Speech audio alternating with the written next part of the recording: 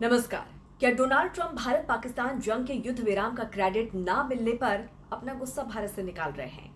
ये सवाल इसीलिए क्योंकि एक तरफ ट्रंप एप्पल कंपनी को भारत में आने से रोक रहे हैं तो दूसरी तरफ वो ये दावा कर रहे हैं कि भारत अमेरिका को जीरो टैरिफ का ऑफर दे रहा है।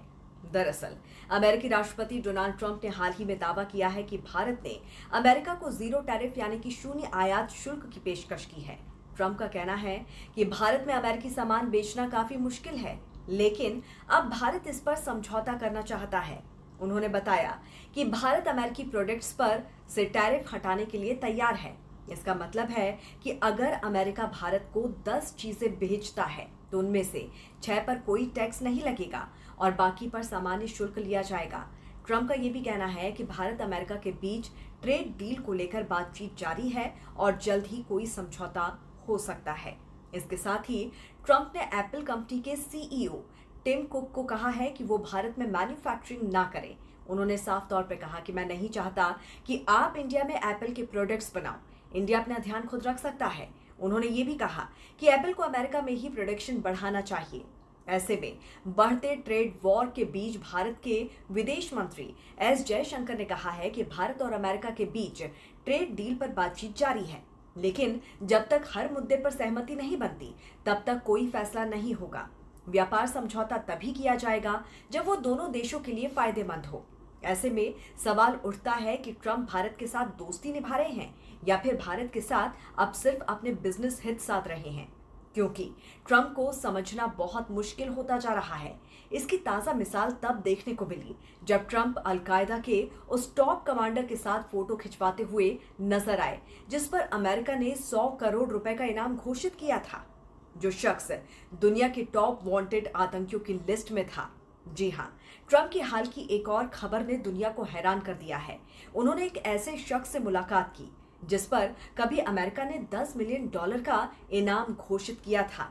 ये शख्स है अहमद अल शरा उर्फ अबू मोहम्मद अल जुलानी, जो कभी अलकायदा का टॉप कमांडर था। अब वो सीरिया का अंतरिम राष्ट्रपति बन चुका है। मुलाकात सऊदी अरब में हुई, जहां ट्रंप खाड़ी देशों के नेताओं से बातचीत करने गए थे।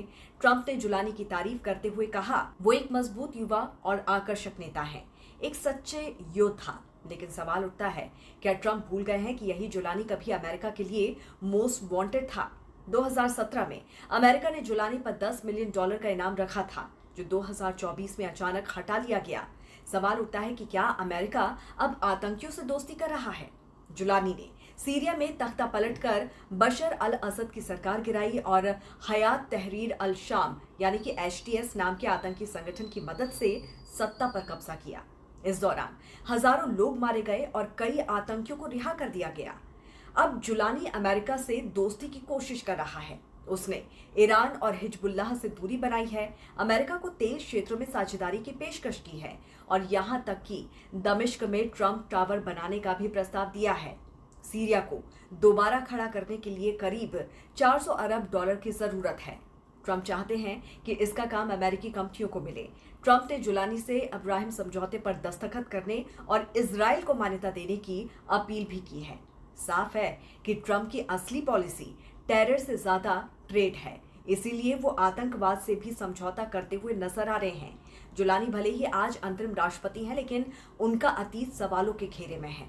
तो सवाल आपसे है कि क्या ट्रंप ने व्यापार के लिए आतंक से हाथ मिला लिया है? क्या राय है इस पर आपकी? जरूर हमें बताइए कमेंट करके, और ऐसे ही तमाम खबरों के लिए जुड़े रहिए राष्ट्रहित टीवी के साथ। नमस्कार।